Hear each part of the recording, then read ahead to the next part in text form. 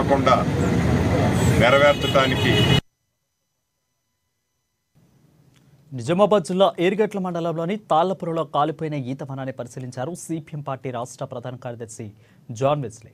జిల్లాలోని వీడీసీలను రద్దు చేయాలని డిమాండ్ చేశారు. చేతి వృత్తి మీద బ్రతుకుతున్న వారిని డబ్బులు ఇవ్వాలని డిమాండ్ చేశారు.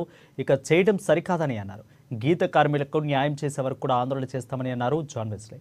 అయితే ఇక ఇటీవల శ్రీరామనవమి సందర్భంగా గౌడ మహిళలను పూజల్లో పాల్గొనకుండా వీడీసీ ఆదేశాలను జారీ చేసింది.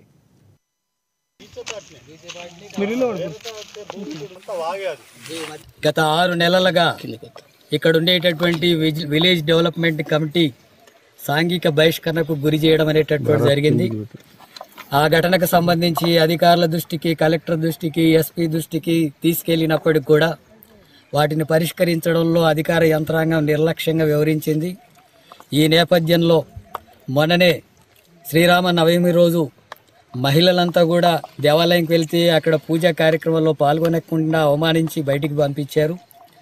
ఆ ఘటన మీద కొనసాగుతున్నటువంటి క్రమంలోనే నిన్న ఇక్కడ గ్రామానికి సంబంధించి 10 ఎకరాల భూమిలో గీతా కార్మికులకు సంబంధించిన స్వంత పట్టా భూమి అది.